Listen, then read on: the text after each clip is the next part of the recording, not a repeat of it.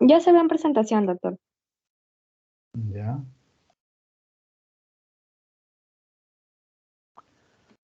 Muy buenas tardes, señores alumnos de la Facultad de Medicina. El día de hoy vamos a dar inicio a la actividad teórica correspondiente a lo que es anatomía y fisiología de los órganos de la reproducción femenino. Como introducción podemos decir que el aparato genital femenino es el conjunto de órganos cuyo funcionamiento está relacionado con la reproducción sexual, con la sexualidad, con la síntesis de las hormonas sexuales y con la micción en seres humanos. Recuerde que el aparato en la mujer también se le llama urogenital, porque se encuentra en la parte superior de la vagina el meato urinario o abertura urinaria. Muchas sustancias como fluidos y feromonas también son accesorios importantes para el sistema reproductor.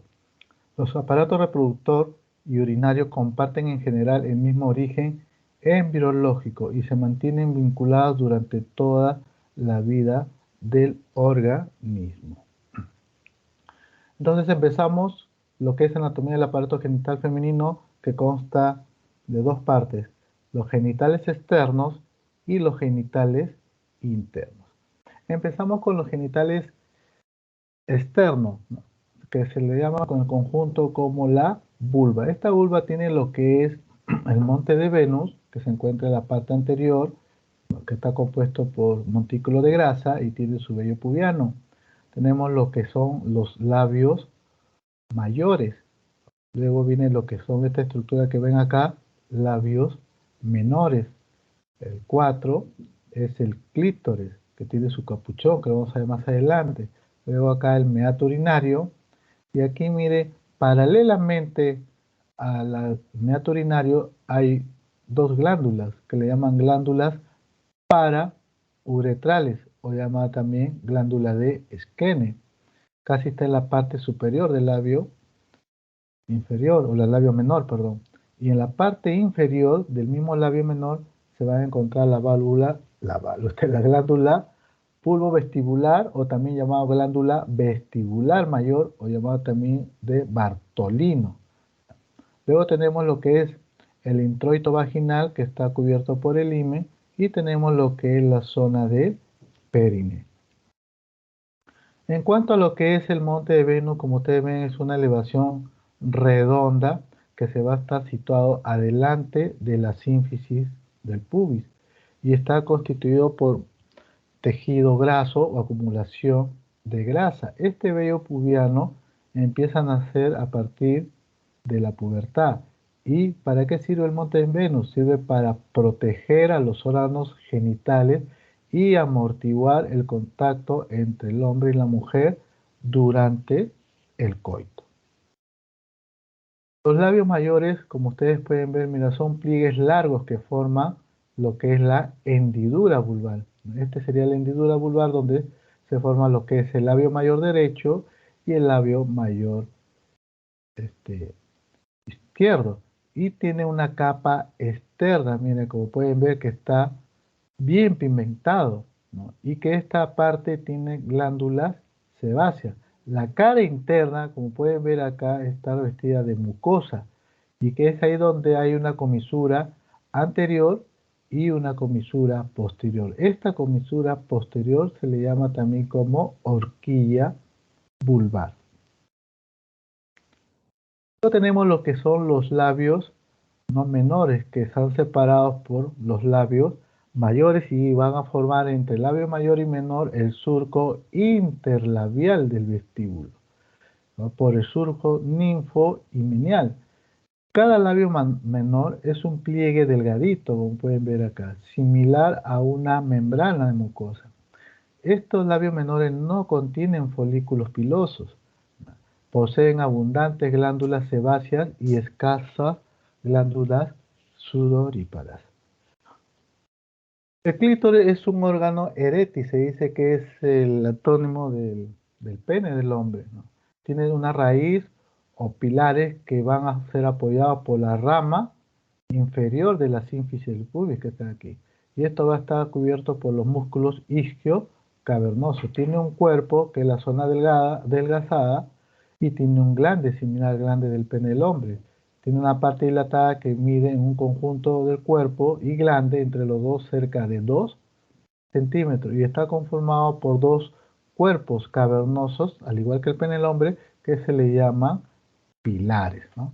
Este es el órgano copulador, ¿no?, del antónimo del pene. Tenemos lo que es el meato urinario, es una línea media, ¿no?, del vestíbulo, que se va a encontrar por debajo del arco púbico y por arriba de la abertura vaginal.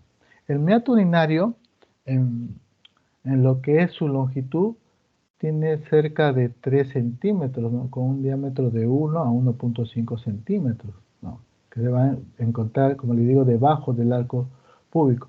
Cuando uno coloca una sonda, tenemos que tener cuidado porque el meato, el conducto uretral, mide 3 centímetros, jóvenes. Ya no pueden colocar toda la sonda que mide pues cerca de 15 centímetros, que es a veces especial para colocar meato urinario en el hombre. Es muy diferente, en la mujer es corto. Entonces, no hay que colocar más por lo menos de 5 centímetros, suficiente entre 4 a 5 para luego colocar, sea con cloruro 20 cc o sea con aire. Yo prefiero el cloruro de 20 cc para que se forme lo que es el globo vesical para que la sonda no pueda salir. El 66% inferior de la uretra yace inmediatamente en concordancia con la pared anterior vaginal. Tiene contacto casi el 66% de esta uretra. Las glándulas parauretrales, miren, este es el meato urinario, acá tenemos las glándulas parauretrales o de Skene, se abren en cada lado de la uretra. Y esto fue escrita por Alexander Skene, un ginecólogo escocés en el siglo XIX. ¿Cuál es su función de esta glándula? Producir la secreción y lubricación cuando hay una excitación sexual previo al coito. Esta glándula de Skene o parauretral se da como el homólogo de la próstata del hombre. A diferencia del otro que se encuentra acá abajo, que es la glándula bulbovestibular o también llamado glándula vestibular mayor, que esto también fue descrita por el anatomista holandés Caspar Bartolino, por eso que también se le llama glándula de Bartolino. Son glándulas que se encuentran acá al lado, como ven acá, de la región vaginal y tiene en su trayecto por lo menos de 1.5 a 2 centímetros de largo, que esto se abre dentro del vestíbulo. ¿Y cuál es la función de esta glándula vestibular? Lubricar la vagina. A veces se pueden obstruir y puede causar lo que es la enfermedad del quiste de Bartolino. Entonces, esto tenemos que tener también en cuenta cuando uno hagamos una evaluación. Luego viene lo que es ya el introito vaginal o la vagina, que es un conducto músculo membranoso muy largo que mide entre 7 a 10 centímetros de largo. Es muy extensible, por ahí esto se extiende cuando pasa la cabeza fetal en el parto vaginal y va desde la vulva de afuera hacia adentro hacia el cuello uterino. Si queremos verlo de adentro hacia afuera, va desde el cuello uterino hacia la vulva. Por ello pasa el flujo menstrual todos los meses, los productos de secreción en el útero y lo que es el feto y sus anexos en el momento del parto. ¿Cuál es? Por ejemplo, la placenta, ¿no?, que viene con su cordón al momento de la expulsión, luego que se produzca el parto expulsivo o el periodo expulsivo del trabajo de parto. Luego tenemos lo que es el periné, que va desde la orquídea vulvar hasta la parte del ano. Tiene una medida de 2.5, algunos textos le ponen 3 centímetros, ¿no? A esto le llaman también rafe perineal. Es aquí donde uno puede hacer la episiotomía, ¿no? La episiotomía es el corte del periné, que puede ser una episiotomía mediana porque va al medio y casi a 2 centímetros de lo que es el ano, y tenemos la otra episiotomía mediana lateral que va desde el medio hacia la parte lateral. Tiene un cuerpo perineal que forma a partir de los músculos bulbo cavernoso, el músculo transverso superficial del periné y el esfínter externo del ano. Eso lo vamos a ver más adelante, cómo se ve el periné. Por ejemplo, aquí, el periné, acá tenemos lo que es el isquio, la línea biisquiática que une ambos isquios. Ahí es donde se divide lo que es anterior-posterior. Y en su parte arriba está la sínfisis del pubis y en la parte de atrás está el coxis. Se forma lo que es un rombo. Esto vendría a ser la rama isquio-pubiana que va pues del pubis al isquio, tanto izquierda y derecha. Entonces, tenemos acá un rombo, por la línea bisquiática se va a formar dos triángulos cuyas bases se juntan y cuya vértice se separa.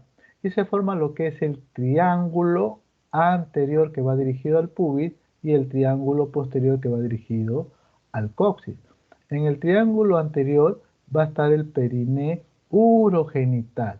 No, urogenital se habla cuando es en el hombre. Recuerden que en el hombre la región del pene tiene función urinaria y función genital por el paso del espermatozoide. Mientras que en la mujer estos dos se separan. Por la parte superior se encuentra el meato, el meato urinario o la uretra y la parte más abajo inferior se encuentra lo que es el introito vaginal. Diferencia entre el hombre y la mujer. En cuanto a su triángulo posterior, ambos sexos poseen siempre el periné anterior, que es atravesado por la parte perineal, lo que es el recto, y viene lo que es la desembocadura de lo que es el ano. Esta es la forma de un periné, como lo podemos ver acá, ¿no? Se traza así en forma romboidal y lo hemos cortado aquí, para diferenciar triángulo anterior y triángulo posterior. Hablamos del triángulo anterior. Mira acá que lo que tenemos, el orificio externo de la uretra. Vamos a tener lo que es el músculo isquio cavernoso, el orificio vaginal y el músculo bulbo esponjoso. Este es el músculo transverso perineal superior, ¿no? Que prácticamente va a estar dividiendo a lo que es la parte anterior. Y como anatomía, bueno, se le agrega lo que es la parte del ano y alrededor del ano se encuentra el esfínter externo del ano. Entonces, ese perineo tiene tres fascias, ¿no? Que son plano muscular superficial, que está conformado por la fascia superficial, el plano muscular medio por la fascia del diafragma pélvico y el plano muscular profundo por la fascia pélvica. En cuanto al primero, también se le llama la fascia de Coles. Este se va a ubicar, miren aquí, por debajo de la piel y va a cubrir, ¿no?, todo el triángulo anterior. Miren acá, todo el triángulo anterior. Lateralmente se va a insertar, miren aquí, en las ramas isquiopubianas y atrás por el centro del periné. Y lo contornea el borde posterior, el músculo transverso superficial, que esto se va a fusionar con el diafragma pélvico que continúa con la fascia media. No, acá tenemos lo que es la fascia del diafragma pélvico. Miren, esta es la fascia del diafragma pélvico.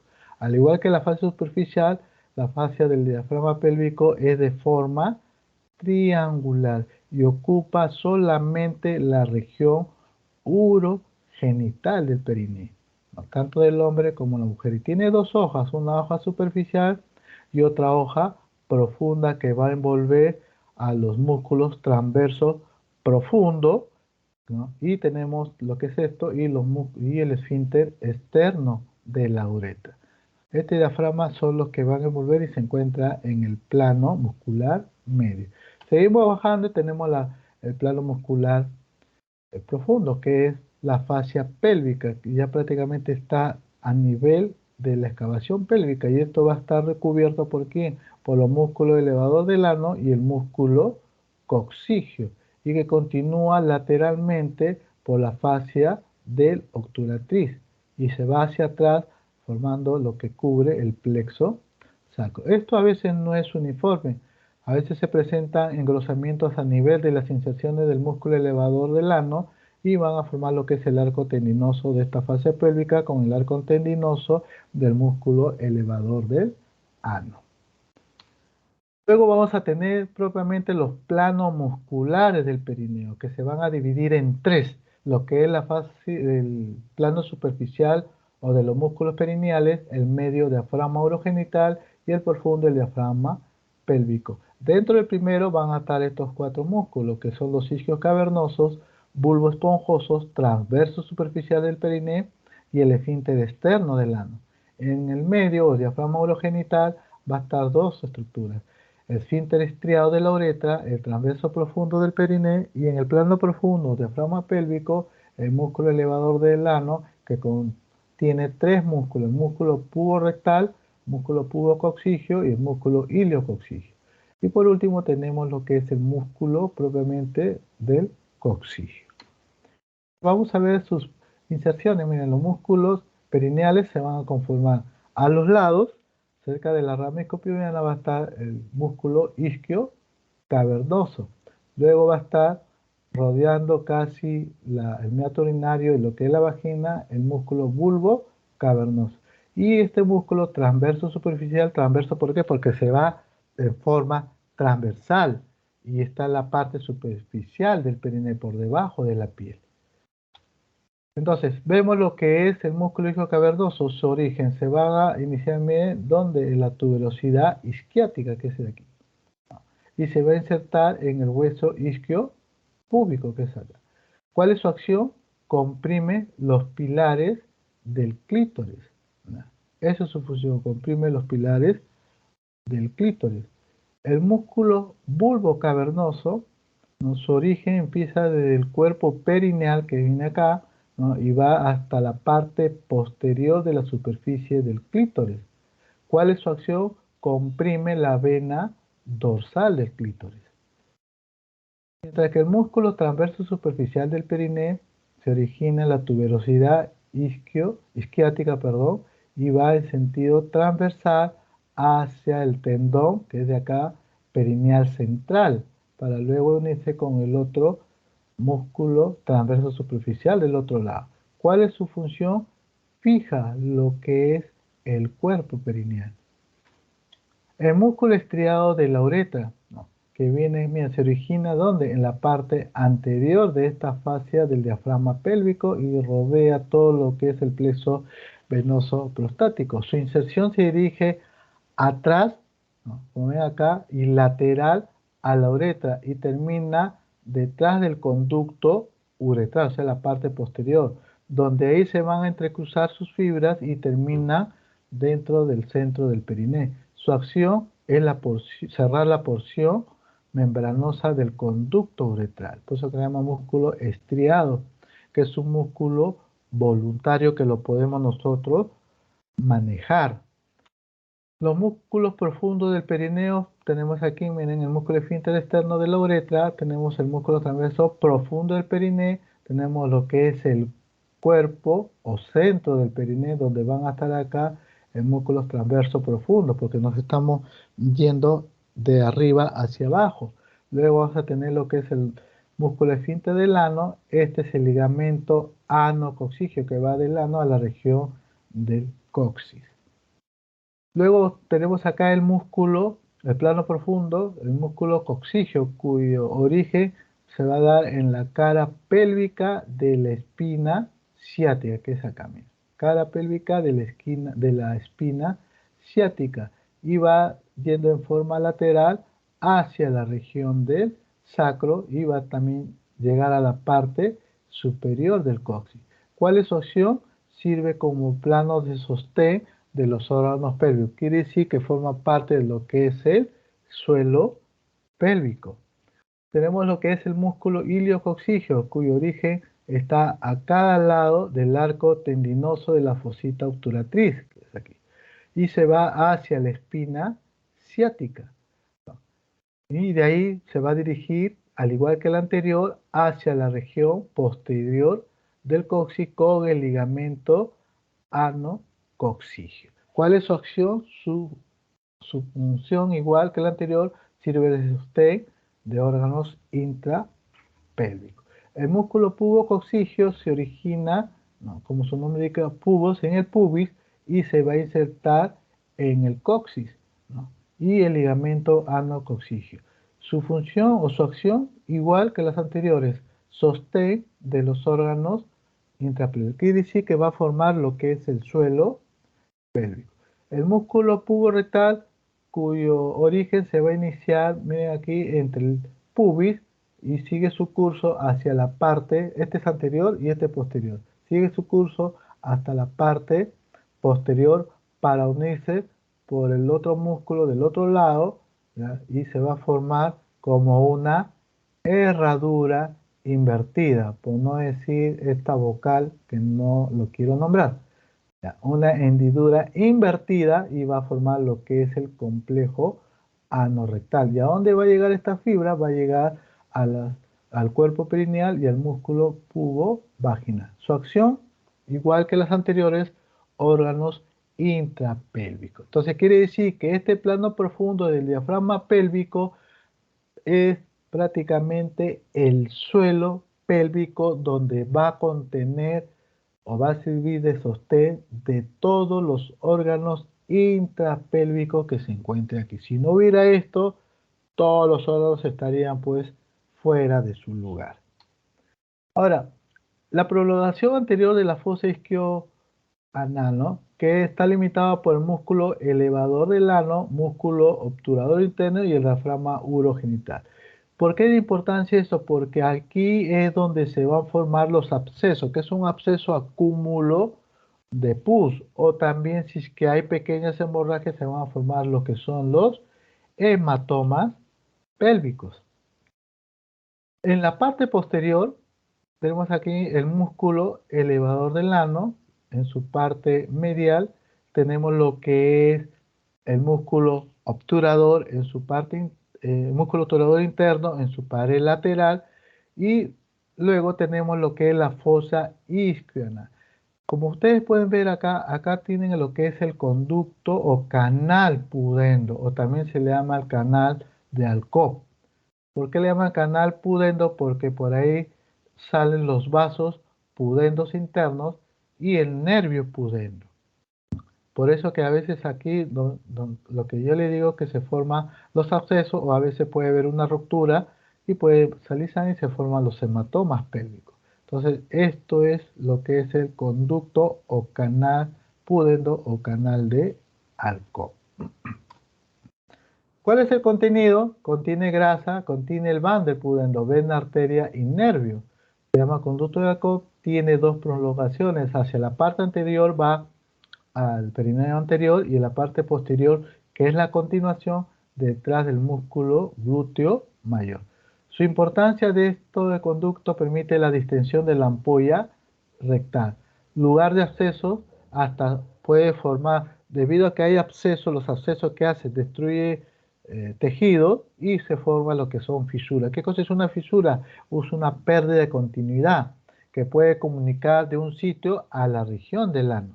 Por eso que a veces se forman estos abscesos porque la región del ano contiene pues microbacterias y puede ocasionar una patología en esa zona. La irrigación, bueno, ya ustedes lo saben, viene de la arteria pudenda interna que viene por acá, va a dar a la arteria lateral inferior, a la arteria perineal, luego se va de forma transversa a la arteria perineal transversa, luego se va a irrigar a los labios, que es la arteria labial posterior, después se va hacia arriba para irrigar al clítoris, la arteria dorsal del clítoris, luego viene la arteria vulvar, no, que viene por acá, vestibular, y luego viene lo que es la parte profunda, como ustedes pueden ver acá, la arteria clitoriana profunda que va a irrigar al clítoris. En cuanto a la inervación, casi lo mismo. Miren, como pueden ver aquí, nervio del rectal inferior. Aquí tenemos lo que es el nervio perforante cutáneo, que se va a dirigir justo al glúteo mayor hasta la parte de la piel. El nervio cutáneo posterior del muslo, que se va a dirigir hacia la parte de la región del muslo, tanto derecha e izquierda. El nervio perineal superficial, que viene a ser aquí, el 4, perdón. ¿No? El nervio perineal profundo, que está casi igual, pero más profundo, el 4 superficial y el plano 5 profundo. ¿Quién lo separa? El músculo perineal superficial, ¿no? Y aquí lo que les comenté, acá está lo que es el conducto de pudendo de Alcock, donde va a salir el nervio pudendo. Luego viene lo que es la rama labial anterior ilioinguinal y luego viene lo que es la rama labial posterior del hilio inguinal. El 9, que viene acá subiendo, que se dirige al clítoris, el nervio dorsal del clítoris, y el 10, que se va hacia atrás a la región del ano, el nervio ano coccigio. Ya esto creo que ustedes ya lo saben porque lleva anatomía, pero es como una manera de recordatorio. Y nos centramos ahora en lo que son los genitales internos. Los genitales internos están conformados por el útero, la trompa uterina y lo que son los ovarios y lo que es la vagina y parte del tercio superior de la vagina. Todo esto, ¿no? Y los labios menores y labios mayores de la vulva. ¿Cómo es el útero en cuanto al desarrollo? Cuando son recién nacidos, miren aquí el cuello uterino con el cuerpo uterino casi son de la misma medida, ¿no? Pero cuando ya va creciendo, llega a los 4 años, miren aquí, el cuerpo uterino es un tercio de, del general del útero y el cuello uterino son los 2 tercios. Sigue creciendo cuando llega a la pubertad, que es entre los 11 y los 15 años, ahí recién ya se va diferenciando. De lo que era un tercio el cuerpo uterino y 2 tercios el cuello uterino, ya se va formando un poco más el cuerpo uterino. El cuello uterino va a seguir adelgazándose. Hasta que cuando ya llegue a una mujer adulta, si es nulípara, ya el cuerpo, perdón, el útero desde el fondo uterino hacia el orificio cervical externo tiene una medida de 6 a 7 centímetros por medio 7 y el grosor de la pared del útero mide 1,2 centímetros. Pero aquí tenemos lo que es la cara o la parte interna de lo que es el endometrio del útero. Pero aquí, miren, tenemos una medida que puede llegar desde aquí hasta el fondo, cerca de 7 centímetros. Y tiene un peso entre 40 a 50 gramos. Ahora, en adultos, cuando ya hay parto, se va a invertir a lo que es a los niños, a las niñas que han tenido 4 años, miren.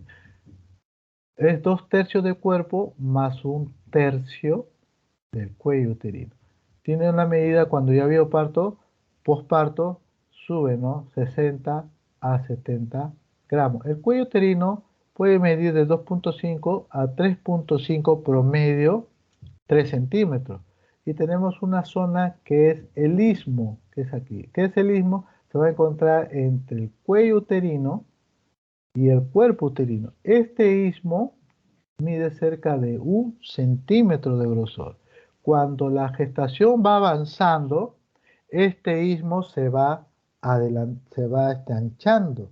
Entonces puede llegar de 1 a 3 centímetros. Cuando llega a 3 centímetros, este istmo cambia de nombre. Se le llama segmento. Como se localiza en la parte de abajo, se le va a llamar segmento inferior. Es ahí donde se hace lo que es la incisión para el parto cesáreo. En este segmento se hace un segmento, una incisión transversa del segmento. En cuanto a una mujer posmenopáusica, se dice que vuelve nuevamente como un recién nacido. Tanto el cuello y el útero van a tener casi la misma medida y el útero se va hipotrofiando hasta llegar a medir cerca de 5 centímetros de largo. Esta es la evolución o el desarrollo del útero desde recién nacido hasta la etapa posmenopáusica. Ahora, el útero en una mujer no grávida o no embarazada es una estructura casi sólida por su componente muscular liso. Pesa, como le digo, entre 50 y 70 gramos y tiene un contenido en su cavidad uterina cerca de 10 mililitros. Cuando es un útero de una mujer embarazada o de una mujer grávida, miren cómo se va distendiendo el útero, que sale desde su parte extrapélvica hasta llegar a la región epigástrica. ¿Por qué? Por el crecimiento fetal. Y este músculo tiene tanta elasticidad que no se rompe, ¿no? Y como ustedes pueden ver al anterior, que es una pared gruesa Conforme se va estirando, esta pared se va adelgazando hasta llegar a un peso de 1100 gramos, con un volumen promedio de cavidad uterina de 5 litros. ¿Ya? El crecimiento uterino en la gestación, miren aquí, recién a las 12 semanas el útero se hace de intrapélvico a extrapélvico. Primero es una forma de pera, luego se hace globular y conforme va creciendo va dejando la pelvis. Entonces va creciendo a la altura del ombligo, se dice que está entre 20 a 22 semanas de gestación, casi la mitad. Entre el ombligo y la sínfisis de pubis, la mitad está entre 16 a 18 semanas. Sigue creciendo el útero, llega hasta lo que es a las 38 semanas, casi a la altura del epigastrio. Recuerden que acá se encuentra lo que es los pulmones, ¿no? Acá tenemos el diafragma. Este diafragma, ustedes ya saben que cuando el pulmón inspira, ¿qué pasa con el diafragma? Por expansión pulmonar, el diafragma desciende. Pero si hay ahí el útero grávido, la paciente tiene una leve disnea. ¿Qué es disnea? Una dificultad para respirar. ¿Por qué? Porque hay un componente o hay una estructura ahí que le está impidiendo que descienda por el útero grávido. Entonces, ustedes pueden ver esta línea intercortada cuando este útero, la cabeza fetal, entra a la cavidad pélvica del estrecho superior de la pelvis menor y esta altura uterina desciende y la paciente ya no presenta dificultad para respirar. Por eso para nosotros, cuando la paciente ya está llegando a 37, 38, sigue teniendo esa disnea. Va pasando la semana, porque a partir de las 37 semanas los controles son semanales. Le pregunta, señora, ¿cómo está su respiración? Doctor, ya puedo respirar mejor. Entonces vemos la altura uterina, supuestamente que tenía, por decir, 35, 36 centímetros, y al momento de evaluarlo tiene 32, quiere decir que ya descendió la cabeza y probablemente ya está encajado. Al encajarse, la altura uterina desciende. ¿Y cuál es, como le digo, nuestro signo fundamental nuestro síntoma fundamental cuando le decimos a la paciente, ¿cómo está su respiración? Doctor, mi respiración está bien, ya puedo respirar mejor. Y usted sabe que cuando va creciendo el útero, ¿qué pasa con las asas intestinales? ¿No? Se van a desplazar hacia arriba hasta llegar al hígado, ¿no? Por el crecimiento uterino, por la gestación. Ahora, cuando una paciente es una paciente no grávida, el útero, ustedes han escuchado que hablan de anteflexo verso, ¿no?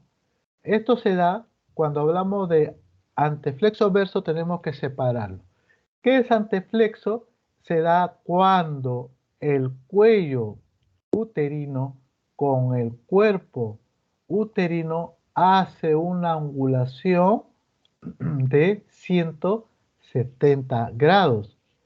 El anteverso, no, mnemotecnia, verso V de vagina. Entonces, la angulación de la vagina en anteverso con el útero, en este caso con el cuello y cuerpo del útero, hace una angulación de 100 grados. Esto se da cuando el útero tiene una altura de 9 centímetros. Cuando ya tiene 10, 11, ya no se puede diferenciar lo que es anteflexo ni retroverso. ¿Qué es anteflexo verso? Cuando el fondo uterino se va a dirigir a la pared posterior del abdomen, porque anterior es la parte de afuera donde está la piel. Detrás de eso, donde están las capas, piel, tejido celular, aponeurosis, tejido muscular, peritoneo extraperitoneal, peritoneo parietal, ¿no? Eso se encuentra la pared posterior del abdomen. Cuando el fondo uterino toca la pared posterior de la pared abdominal, se dice que es anteverso porque se está yendo hacia la parte anterior.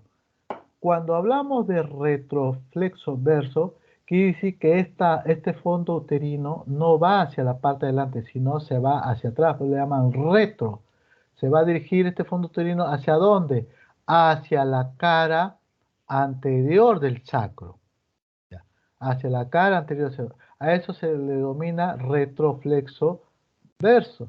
La flexión y la versión en cuanto si es lo mismo. Pero ¿por qué se produce retroflexo? Cuando los ligamentos que mantienen al útero en posición correcta se va debilitando. Al debilitar ese ligamento no da soporte para que se dedique hacia adelante y se debilita y el útero por inclinación se va hacia atrás. Cuando hacemos un tacto vaginal, hacemos bimanual, tenemos que levantar el útero y si nuestra mano ponemos en la parte anterior del abdomen, toca el fondo uterino, es un útero flexoverso. Pero si hacemos un tacto y en vez que esté así y se dirige así, al momento de hacer el tacto, vamos a ver que el cuerpo uterino no se va a dirigir hacia arriba ni hacia adelante, sino se va a dirigir hacia atrás. Y cuando hacemos el movimiento para que pueda chocar, no tocamos nada en la pared abdominal de la mujer. Entonces quiere decir que es un útero retroverso. ¿Ya? Así que ténganlo presente eso cuando lleven sus prácticas. Si van a estar donde yo trabajo, les voy a preguntar, como les estoy preguntando ahorita lo que están haciendo internado.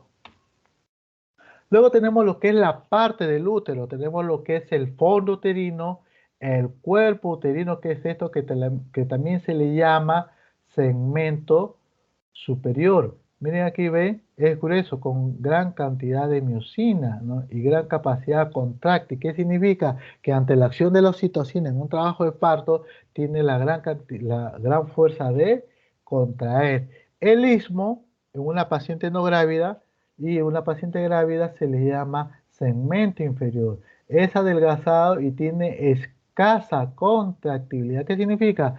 Que cuando la parte superior es más capacidad contráctil, el de abajo, como tiene poca capacidad contráctil, va a ceder. Y al ceder, ¿qué pasa?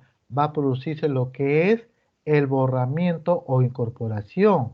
¿Qué es un borramiento? Que el cuello se va acortando. De lo que mide 3, se acorta a unos 5, a 1 centímetro, hasta ya no tener medición.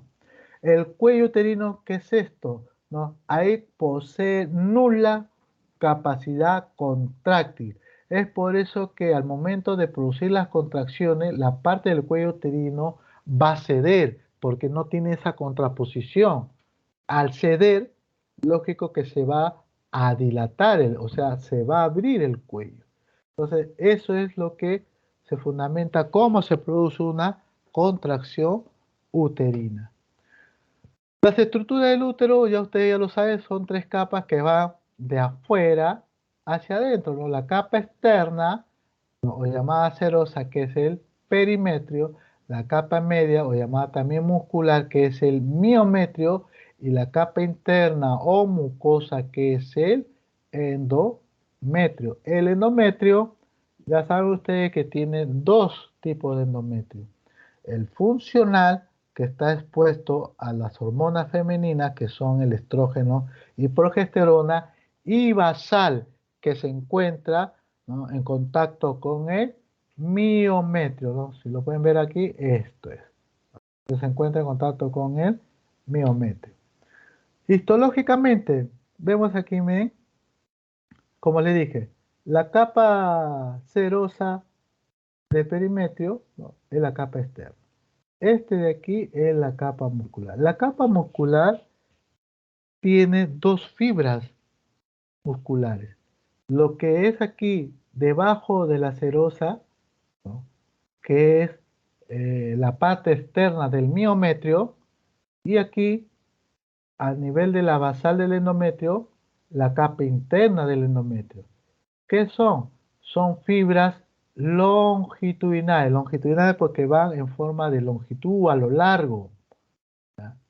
Y la capa media que se encuentra entre la capa interna y la capa externa del miometrio son fibras circulares, ¿no? Son fibras circulares. Eso es lo que es la parte de la estructura de los capas o histológicamente del útero. Esta cara posterior está en relación con las asas intestinales.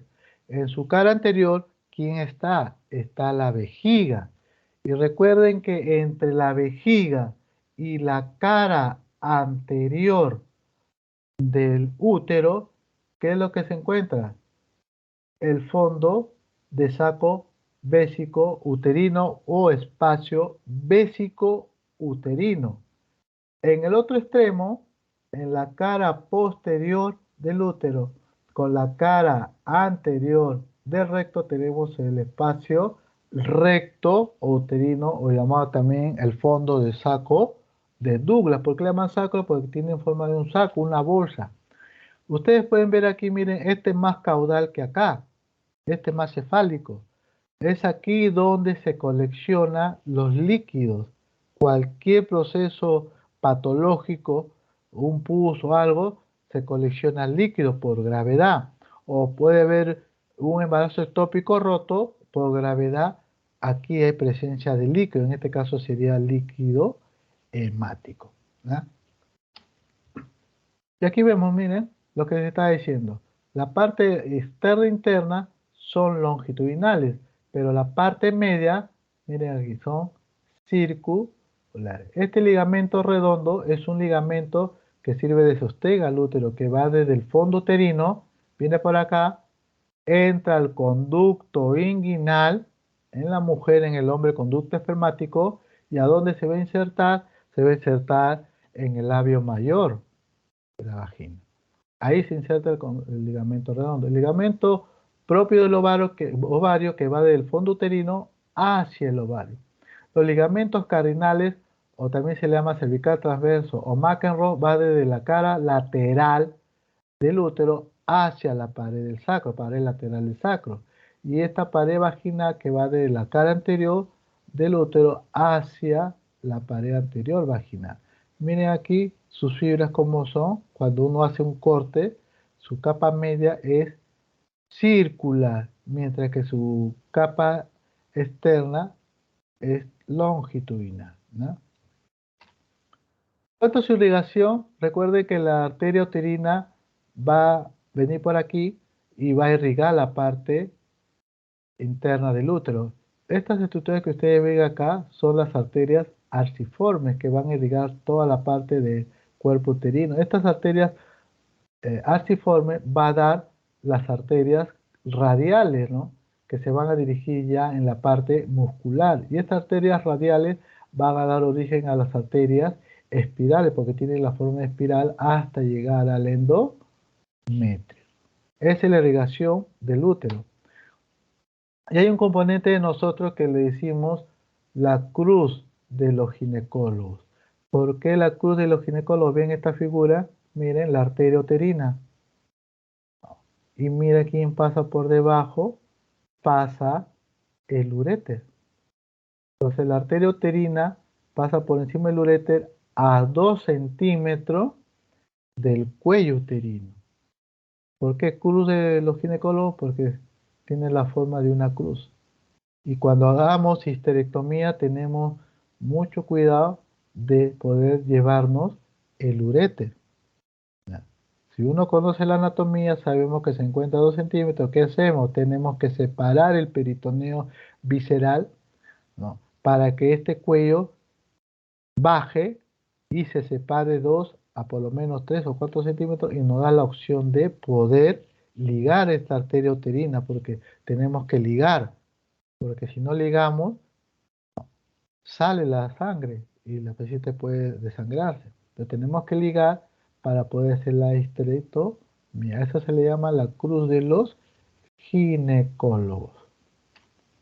La inervación, bueno, ya ustedes examinen acá lo que es el plexo aórtico. Este plexo aórtico va a dar lo que es el nervio ovario de este derecho, ¿no? Que va a irrigar, va a inervar todo lo que es el ovario, la trompa uterina, lo que es el infundíbulo, va a irrigar también parte del cuerpo. Tenemos aquí lo que es el plexo hipogástrico superior, tenemos el nervio hipogástrico derecho que va a inervar al otro lado del útero. formando lo que es el plexo hipogástrico inferior. Ahora, la trompa uterina son dos conductos, derecha e izquierda, cuya longitud es de 10 a 12 centímetros de largo. Su anchura dependiendo de su ubicación. Cuanto más está cerca al nivel del fondo uterino, el diámetro, este es proximal. ¿Por qué proximal? Porque está más próximo al eje medio. ¿Cuánto mide? 4 milímetros. Mientras que su parte, mientras va avanzando, ese diámetro va dilatándose hasta a nivel de la fímbula o la parte infundibular, que es la parte distal, porque es distante al eje, mide cerca de 2 centímetros. Ahora, esta trompa uterina tiene dos orificios. Un orificio externo, recuerden que la pared uterina tiene un grosor de 1.5. La parte interna que conecta la cavidad uterina, a esto se le llama orificio interno. Mide de grosor 1 milímetro. En cirugía nosotros le llamamos ósteo, porque se ven dos puntitos a cada lado del fondo uterino. Ese es el orificio interno. Y el orificio externo que sale por el otro lado de la pared externa del útero se le llama orificio externo y mide 3 milímetros de diámetro. Y cuando va saliendo, usted va viendo acá la figura, se va hinchando. Ya cuando ya salió, ya mide 4 milímetros. Acá medirá 6, 7, 8, 1, 1.5 hasta llegar a 2 centímetros de diámetro en cuanto a su anchura. ¿Ya? Las partes del útero. Intersticial, miren, mide cerca de 1 centímetro. Intersticial o también le llaman intramural. Luego viene lo que es la parte ísmica, la parte más angosta, ¿no? Que cerca mide 2 centímetros de largo, no de ancho, no confundir, de largo, 1 centímetro, 2 centímetros de largo. Después viene una parte ya más ancha, que es la parte ampular o ampolla, que mide cerca de 5 centímetros. Y es aquí donde se produce la fecundación. Luego viene esta parte, la infundibular o pabellón o fimbria, que mide cerca de 2 centímetros. Este es el ligamento útero-ovárico, este es el ligamento ancho. Miren por acá, miren cómo viene el uréter, ¿ven? ¿Se dan cuenta? Por aquí viene el uréter. Este es el ligamento útero-sacro, que va desde la cara posterior de la pared uterina hacia la parte del sacro. Este es en su cara posterior. Por acá viene el ligamento suspensorio del útero, perdón, del ovario. ¿Ya? Si cortamos un corte coronal, vamos a ver, mire, igual. ¿De qué está hecho esto? Está hecho de parte externa de serosa, parte media muscular y parte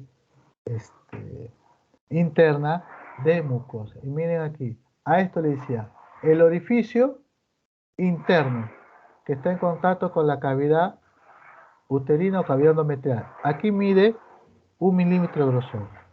Pasando todo este grosor, va a medir cerca de 3 milímetros. La distancia entre un orificio a otro es la intersticial o también le llaman intramural porque está dentro de la pared o dentro del muro, 1 centímetro. Después ya mire lo que le estoy diciendo, 2, 5, 2, cortamos, miren aquí, se ven lo que son los epóforos, los hidates de Borgani, acá vamos a tener los paráforos, los conductos de Gam. Este es un corte coronal de la trompa uterina para ver las fibras musculares. Ahora, en una ecografía no se debe de ver trompa, porque ya le dije por el grosor que tiene, menos de 1 centímetro. Si aquel ecografista le dice trompa uterina normal, le está engañando. No se debe ver trompa. ¿Cuándo se ve trompa? Cuando esto está inflamado, cuando se da una salpingitis o hidrosalpi, acúmulo de agua en la trompa, piosalpi, acúmulo de pus en la trompa. Al acumularse, esto se desmatiza, no, se engruesa y si mide más de 1,5 cm, quiere decir pues que ahí ya se puede ver en una ecografía y ahí pueden poner salpingitis. Al tacto vaginal no se palpa trompa, pero si vemos como un cordón de un enchufe de una plancha, ven ese color, así se palpa cuando hay un hidrosalpingo y la paciente siente un dolor, ¿no?, que no quiere ni que le toque. Ahí sí se puede palpar y se puede ver trompa cuando está dilatada por infección de trompa por salpingitis, hidrosalpingo o piosalpingo. De irrigación tenemos aquí lo que es la rama ovárica y tubárica que proviene de la arteria uterina, que viene la arteria uterina, viene por acá, da sus ramas asiformes, espirales y radiales, después viene por acá, da las ramas ováricas para el ovario y la rama tubárica para la parte de la tuba. Pero también la arteria ovárica propia también va a dar una rama para su parte de la trompa y también parte de la ovárica y se van a las tomosas para irrigar todo este anexo. Entre trompa y ovario se le llama o se le denomina también anexos. Vamos a lo que es los ovarios. Miren aquí, es una forma ovoide, medida de 3,6 por 1,7 de ancho y de grosor 1,2. Tiene un peso entre 6 a 8 gramos. Su superficie no está revestido de peritoneo y son productores de hormonas sexuales femeninas, que es los estrógenos que se encuentran en la teca interna y la progesterona que se encuentra en el cuerpo lúteo. ¿Y cuál es su función? Liberar folículos y dentro del folículo hay óvulo, ¿ya? Y así se ve blanco nacarado. Si hacemos un corte, tenemos una zona cortical que tiene cavidades llenadas de folículos. A la estimulación de la FSH, estos folículos van a crecer hasta llegar a una medida y luego se inactivan los demás y comienza a ese folículo a que venga la luteinizante, rompa ese folículo y salga el óvulo. La zona medular o la capa medular está compuesto de tejido conjuntivo, es ahí donde se va a encontrar los vasos sanguíneos y los nervios que van a irrigar e inervar el ovario. Irrigación del ovario, ¿no?, casi similar a la trompa uterina, viene la arteria ovárica, no es terminal y da 11 ramas para el ovario. A pesar que es un ovario pequeño, tiene cantidad de ramas para irrigar. Y esta rama viene de la arteria aorta y también del plexo venoso pampiniforme. Como un preámbulo, porque va a haber una clase de ciclo menstrual, el ciclo menstrual es un conjunto de procesos que se repiten todos los meses en el ovario y en el útero a nivel del endometrio en una mujer en edad fértil cuando no está embarazada. Se llama menstrual, ¿por qué se llama menstrual? Porque viene cada mes. Por eso se manifiesta porque se ve que hay una notoriedad del ciclismo en la parte ovárica. O sea, en una menstruación hay dos tipos de ciclo, el ciclo ovárico y el ciclo endometrial. El ciclo ovárico, ya ustedes lo saben, ¿no?, viene desde el primer día hasta los 14, que viene la primera parte del ciclo ovárico, lo que es el crecimiento folicular. Llega a medir cerca de 15 milímetros y se aparece lo que es la inhibina. Que la inhibina es una enzima que va a inactivar el resto de los folículos para que ya no sigan creciendo, porque si no tuviera eso, crecerían pues bastante folículos y bastante óvulos. La mujer puede tener pues más hijos. No. Ese es en un lado y en el otro lado también. Ahora, luego viene la fase luteinizante, que es la FSH, que proviene de la hipófisis. En la cara anterior los dos. ¿Qué hace? Rompe ese folículo y dentro del folículo, ¿qué cosa hay? Hay un óvulo. Ese óvulo tiene vida 24 horas.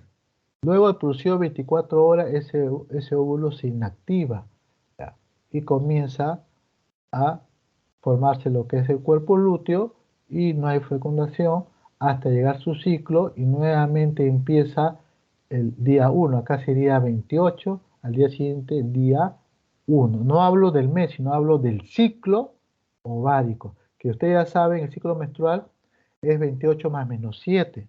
O sea, 28 menos 7, 21, 28 más 7, 35. Entre 21 y 35 es el ciclo normal en una menstruación. La fase folicular, bueno, ya los adelanté, miren acá, fase folicular, del 1 al 14 y la fase lútea, ¿no? Donde entra la LH, rompe y comienza a salir el óvulo. Como digo, este óvulo es reemplazado por el cuerpo lúteo. Pensé que no tenía estas láminas, pero bueno. Aquí vemos los dos, miren. El ciclo ovárico, cómo va creciendo. Se rompe, miren, hasta acá es fase folicular, de crecimiento. Se rompe fase luteinizante. Y se convierte en cuerpo álbica y cuerpo lúteo. ¿Qué pasa con el endometrio? Miren aquí. De 0 a 15 días o 14 días, el endometrio comienza a engrosarse. ¿Por la acción de quién? Del estrógeno. Después de los 15 días, ¿qué pasa? Viene la progesterona. ¿Qué hace la progesterona? Adelgaza el endometrio. Este adelgazamiento del endometrio por la acción de la progesterona es lo que se desprende la menstruación cada mes que la mujer menstrua. Un ejemplo, agarre una esponja, sumérjalo en el agua es el estrógeno. ¿Qué pasa con la esponja? Se ensancha, ¿ya? Se ensancha. Lo sacas la esponja del agua, van a ver cómo cae el agua de la esponja. Agarran su mano es la progesterona. Friccione la esponja, escúrralo. ¿Qué va a salir? El agua.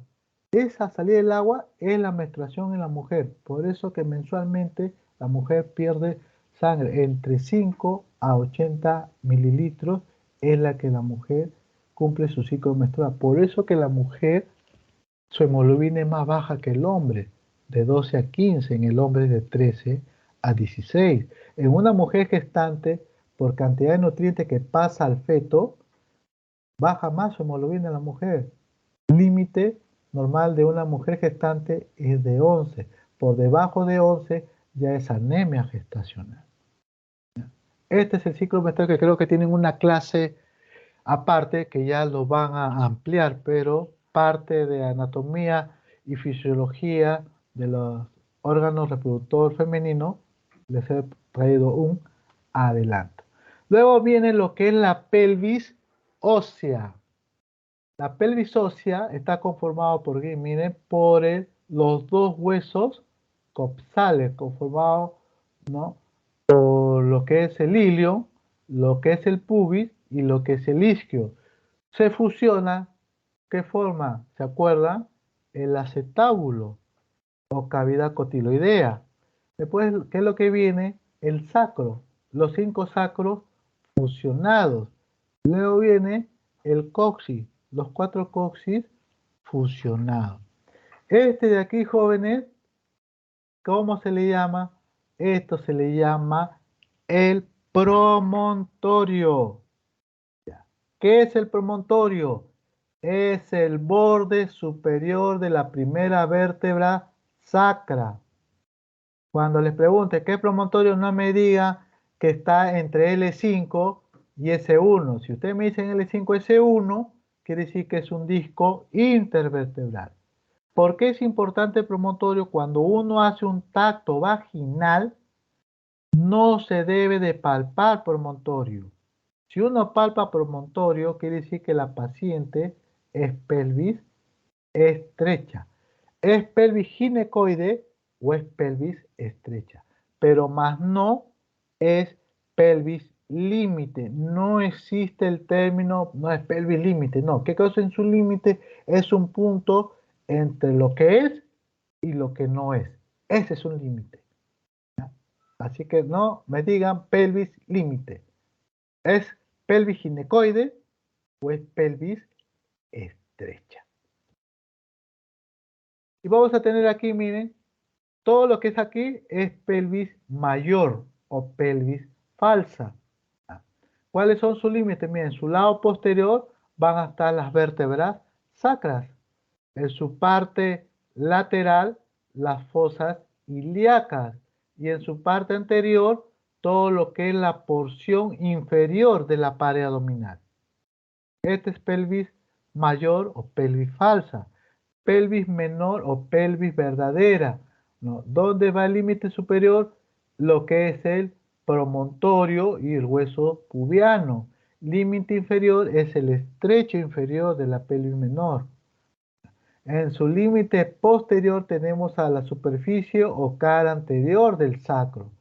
En su lado lateral tenemos lo que es el isquio y en su lado anterior los huesos pubianos. Quiere decir que esta línea de acá, la línea innominada, línea arqueada, es el límite entre la pelvis mayor o falsa y la pelvis menor o verdadera.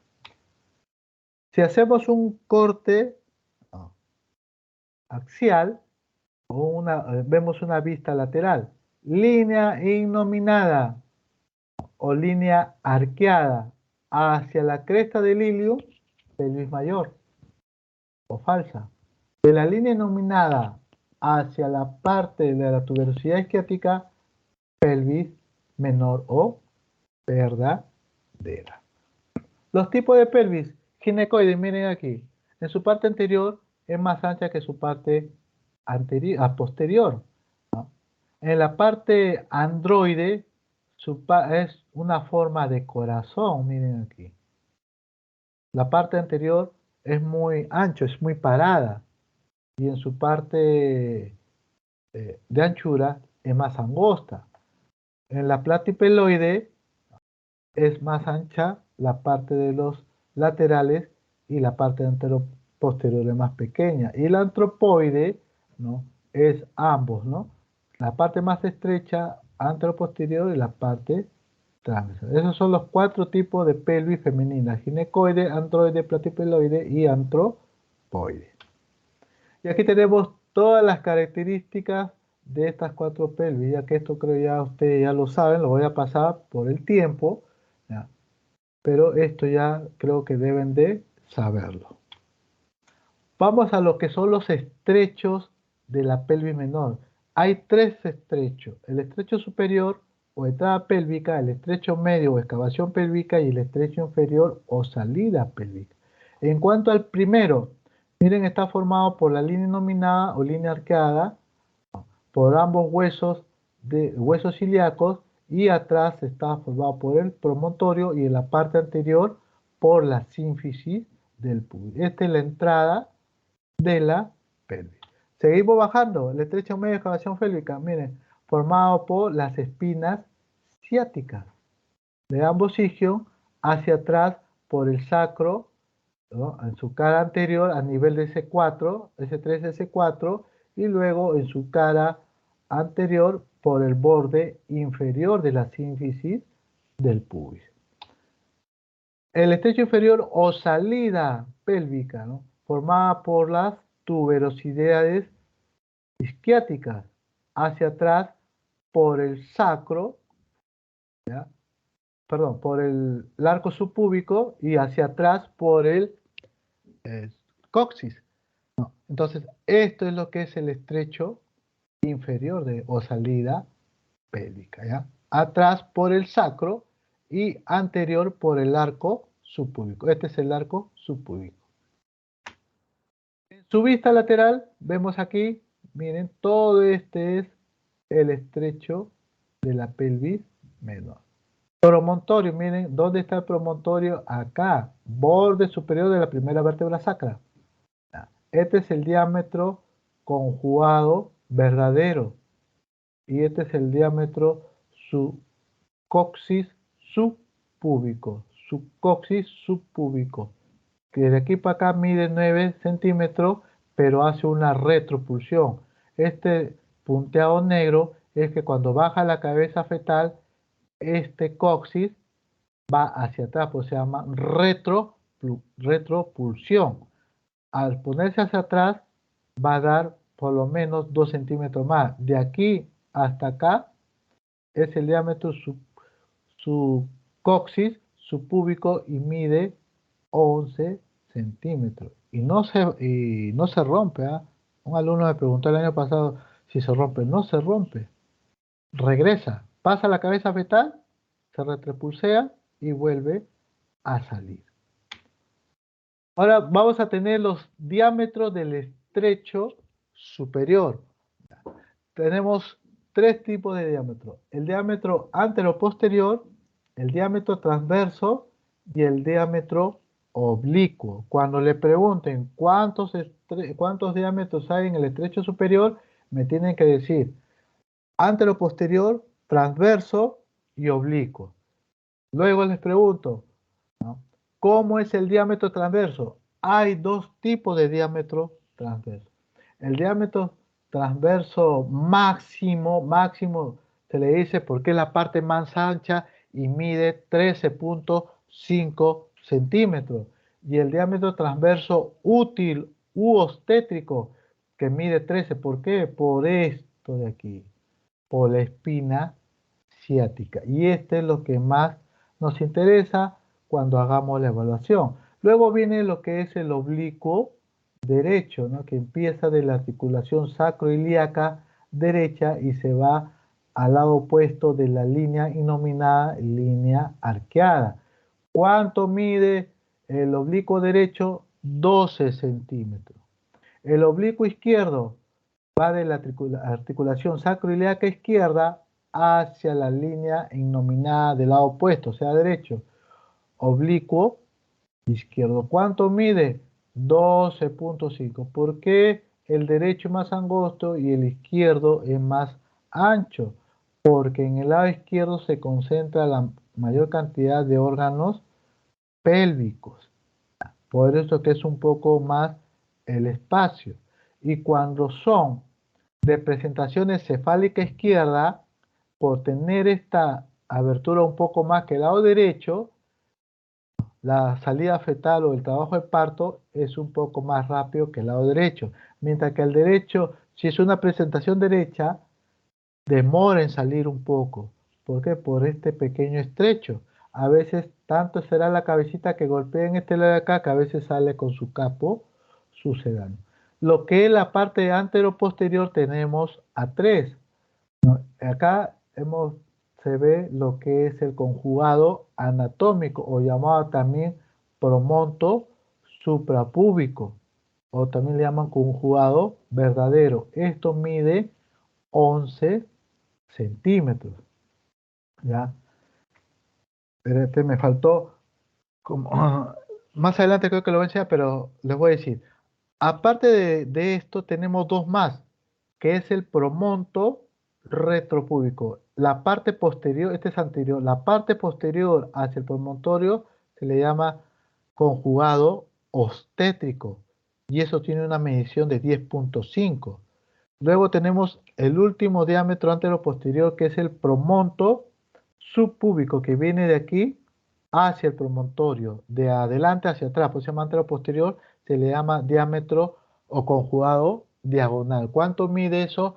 12 centímetros. En un tacto vaginal lo que se evalúa es el diámetro o conjugado diagonal. Se le resta 1.5 y el diámetro conjugado obstétrico es de 10.5.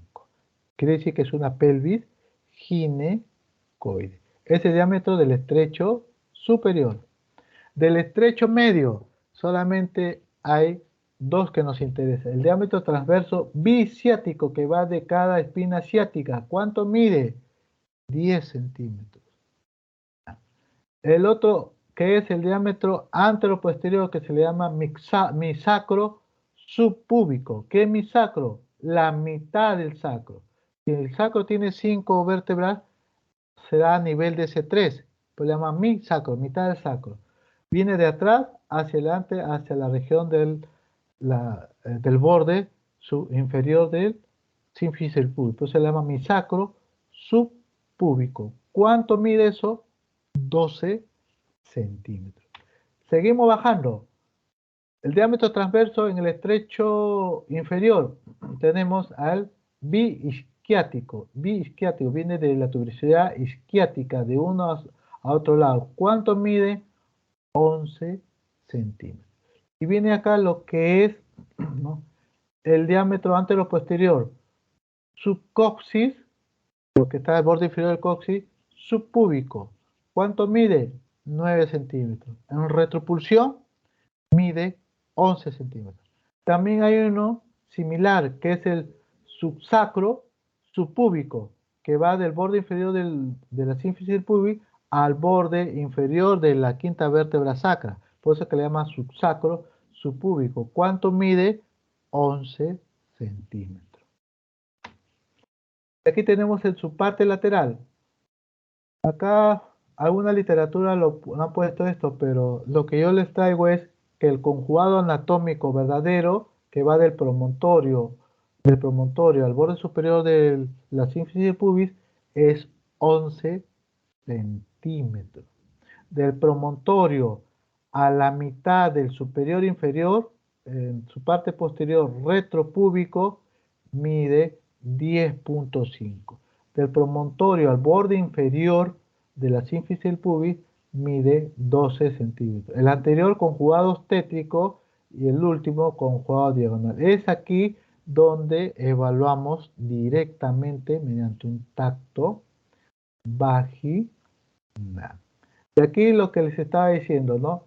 Mi sacro subpúbico, ¿no?, que va de la mitad del sacro de S3 hacia la región subpúbica. ¿Cuánto mide? 12 centímetros. Ese es en el estrecho medio, estrecho superior y estrecho inferior. Borde inferior de la sínfisis al borde inferior del sacro, subsacro subpúbico. ¿Cuánto mide? 11 centímetros. Borde inferior de la sínfisis del pubis, borde inferior del coxis, subcoxis subpúbico. ¿Cuánto mide? 9 centímetros. Más retropulsión, que es a 2 centímetros del coxis, 11 centímetros, al igual que subsacro subpúbico. La glándula mamaria. La glándula mamaria tiene sus continente. Continente igual a decir límite y contenido porque contiene la glándula mamaria. En la parte arriba o superior, ¿con quién limita? Con la tercera costilla y el borde inferior de la clavícula. En su parte de abajo o inferior, sexta o séptima costilla. En su parte lateral, la línea axilar anterior. Y en su parte medial o límite medial, en la línea paraesternal. Ese es el límite de la mama. Elementos que contienen, miren acá, todo lo que tiene el parénquima mamario compuesto por tejido celular subcutáneo. Hay una lámina premamaria donde se va a formar lo que es el complejo areola-pezón, ¿no? Pezón y areola. Posteriormente, ¿sobre quién va a descansar? Miren aquí, sobre el músculo pectoral mayor. Debajo del músculo pectoral mayor, el músculo pectoral menor, y viene lo que son las costillas o la pared o la jaula torácica. Esta envoltura adiposa se dispone de células adiposas, ¿no? A esto se le va a formar lo que son los ligamentos de Cooper, que va desde la envoltura glandular mamaria de la fascia interlobular hacia la parte de la dermis profunda. Ese es el ligamento de Cooper. El complejo areola-pezón, ¿no? Areola y pezón. ¿No? Mide entre 3 a 6 centímetros, constituido por piel gruesa, ¿no?, que va a cubrir también el resto de la mama. Estas sembradas de pequeñas salicinencias son denominados los corpúsculos de Morgani, que son glándulas sebáceas que durante el embarazo cambian de aspecto y ya no se le va a denominar corpúsculo de Morgani, sino tubérculo de Montgomery. El pezón está constituido por piel fina y desemboca entre el 10 y 25 conductos galactóforos, donde por ahí va a pasar lo que es la leche materna, o primero el calostro y luego la leche materna, para la lactancia materna.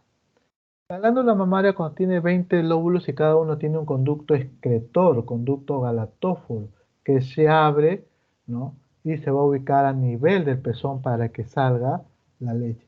Esta glándula emite una prolongación superior externa que rodea al borde del pectoral mayor, invade a lo que es el hueco axilar. A eso se le llama la cola de Spencer. Ahora, si hacemos una división de los cuadrantes, está dividido en 4 cuadrantes. Cuadrante superexterno, hoy se le denomina superolateral, cuadrante superointerno o superomedial, cuadrante inferoexterno o inferomedial y cuadrante inferointerno o inferomedial. ¿Ya? Superolateral, superomedial, inferolateral, inferomedial. ¿Por qué es importante esto? Porque ahí es donde se va a localizar lo que son los cánceres de mama. ¿Cuál es la mayor porcentaje de concentración de cáncer de mama? Es aquí, en el cuadrante superolateral, casi el 50%. ¿Y por qué? Porque está en relación a los ganglios linfáticos. Está en relación a los ganglios. Hay un ganglio, el primer ganglio que se presenta en la región axilar se llama el ganglio de centinela. ¿Por qué le llaman centinela? Porque es un ganglio que está parado y pendiente de cualquier agente desconocido que se pueda presentar. Cuando hay neoplasia maligna, es lo que primero se va a alterar de este ganglio de centinela. Si hay una tumoración aquí, la biopsia se debe de realizar en la misma tumoración y en el ganglio de centinela para ver si ha habido compromiso o no de células neoplásicas. ¿Ya? Este es el último, un mensaje a la conciencia. Te darás cuenta de lo que hoy parece un sacrificio va a terminar siendo el mayor logro de su vida. Gracias. No sé si tienen alguna pregunta, jóvenes. ¿Preguntas? Han quedado dormidos. ¿Hay alguien ahí con vida? ¿Pueden escucharme? Sí se la escucha, Sí, doctor. doctor. No hay pregunta. Sí se le escucha. ¿Preguntas? ¿Todo claro o todo Movistar? Ya está claro, Claro. doctor. ¿Sí? ¿No hay preguntas entonces? Bien. ¿Preguntas? Quedado mudo. Bien. Si no- a ver, Renzo.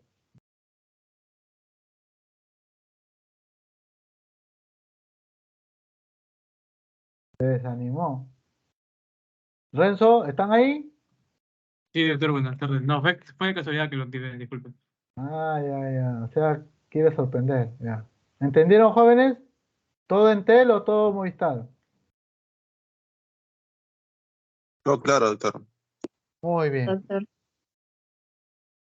Si no hay preguntas, entonces se da por terminada la clase teórica correspondiente al día de hoy.